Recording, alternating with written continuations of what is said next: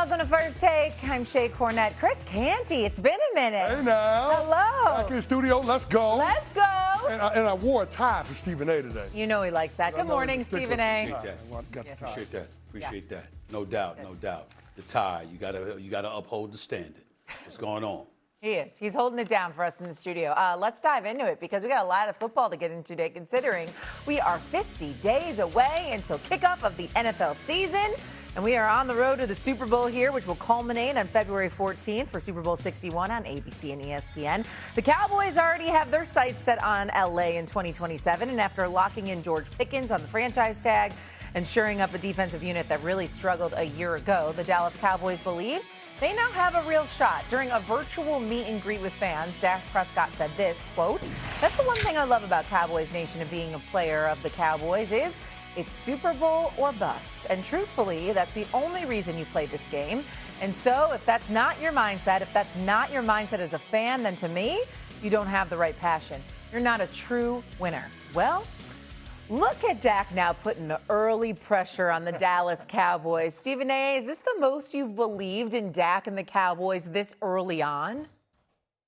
No, I think I believed in them a little bit more with one of those 13-3 seasons under Mike McCarthy, no doubt. But I just want to state for the record that I don't appreciate Dak Prescott, compelling people in the football world to want to throw up in the month of July. I mean, really, the season hasn't even started yet, and I already want to throw. I want to vomit. You got to be kidding me. That's what I love about Cowboys Nation is Super Bowl or bust. Well, you haven't even been in a conference championship game in 30 years. So what? So what's busting them, Big CC? Well, tell me what that is. I mean, you talk about a bubble bursting. I don't even know what to describe what the hell is going on with the Dallas Cowboys if that's what he's talking about. Super Bowl or bust. Well, you ain't been in a conference championship game in your career. The franchise hasn't been in a conference championship game in 30 years. What the hell are you talking about? That's the kind of drivel that really gets on my damn nerves because it's clearly lip service. It's clearly lip speak.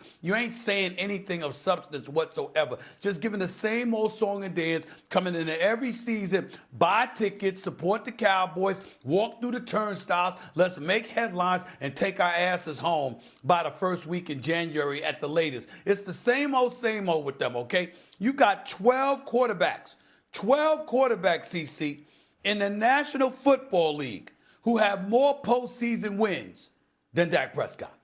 One of them is Drake May, who's only in his third season in the National Football League. And he already has more postseason wins than Dak Prescott. So I don't want to hear all of this. It's Super Bowl or bust. How about getting to a conference championship game? Could you do that? Have you ever heard the saying, crawl before you walk? Could you do that? Because if you crawl before you walk, okay, crawling would be getting to a divisional playoff game, which they've done a couple of times. Get to the NFC Championship game, which you haven't done in 30 years. Could you do that?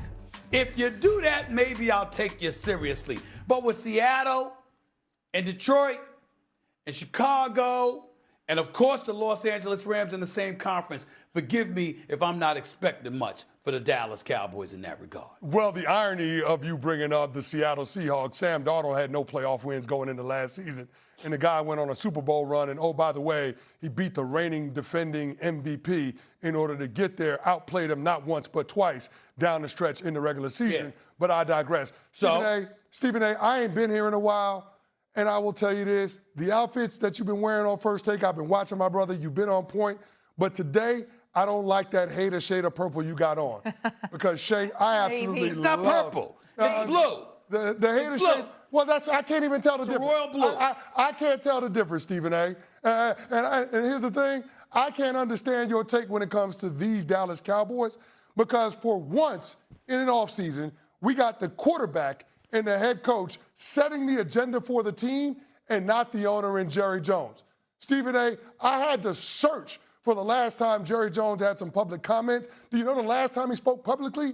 It was last week at a charity event for Dak Prescott. And he said nothing inflammatory that rose to the level for us to talk about it. You know why? Because Jerry Jones is staying out of the way. He's letting football people handle football business. And you'd be amazed what can be accomplished in the NFL, Stephen A. You'd be amazed what can be accomplished if the owner doesn't start fires that his players and coaches have to put out. I love the fact that the quarterback is setting the agenda for the team. Quarterback is a leadership position by nature, and Dak Prescott is embracing that mantle. Well, let me say this to you. You brought up Sam Darnold with Seattle. I noticed how conveniently you left out DeMarcus Lawrence. Remember that dude? Remember that day? Before he went to Seattle and won the Super Bowl, where was he playing at, CeCe? Where was he playing at? Where was he? And he had to depart to go capture a Super Bowl championship. You understand what I'm saying? So you bringing up Sam Darnold and him not having any playoff victories until last year. My point is that a lot of people don't do things when they're with Dallas, but they do things when they depart from Dallas. Let's keep that in mind. That's all I'm trying to say. Not that Sam Darnold was ever that dude because he wasn't a Dallas Cowboy, but DeMarcus Lawrence was. And we all know that defense was something special to behold in Seattle. No. Well, Stephen A., you sitting here talking to a former Dallas Cowboy. I came into the league as a Cowboy. I was one of those players that departed to win a championship. And what have I told you over and over and over again on this show? I told you every week is like playing that the Super Bowl. Jerry Jones gets in the way. He gets in the way of the thing that he wants the most, which is winning a championship. Well, guess what, Stephen A.? He ain't getting in the way. The controversy that we thought was impending with George Pickens in that contract negotiation, guess what? It's not a problem. Jerry Jones got with the agent David Mulligan, and everybody is on the same page. That has been put to bed. Pickens has been. Your diatribe makes no sense. It makes no sense. Go ahead. And here's why it makes no sense. Please explain. Because it's July. By the way, who's the guy for the Dallas Cowboys that speaks after every one of their games? Who's that person? Jerry Jones. Jerry Jones. My point is, are there any games in July? No, but Jerry Jones always talks in July.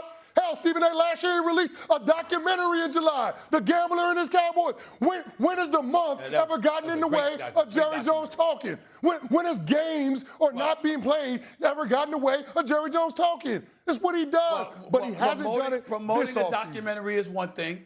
Promoting a documentary is one thing. Usually there's some kind of contract holdout that he's got to comment on. The difference was this time around, they franchised George Pickens. Because of doing that, there was really nothing to be in the news about. I'm saying to you, it's the only reason Jerry Jones is quiet. Just wait for it. Be patient. It's coming. The brother ain't going to muzzle himself. This is Jerry Jones we're talking about here. He's not going to muzzle himself. He'll be in front of the camera shortly. Bet the house on it. Trust me. Okay. Trust me. You brought up a good point, though. There's not really contract negotiations here to be discussing, and that's normally what we're doing this time of year, but they seem to put that to bed. They seem to have a roster that's intact, and everyone's getting along and on the same page. And so similar to the question I already asked you, Stephen A., I ask you now, Canty, is this the most you've believed in Dak and the Cowboys?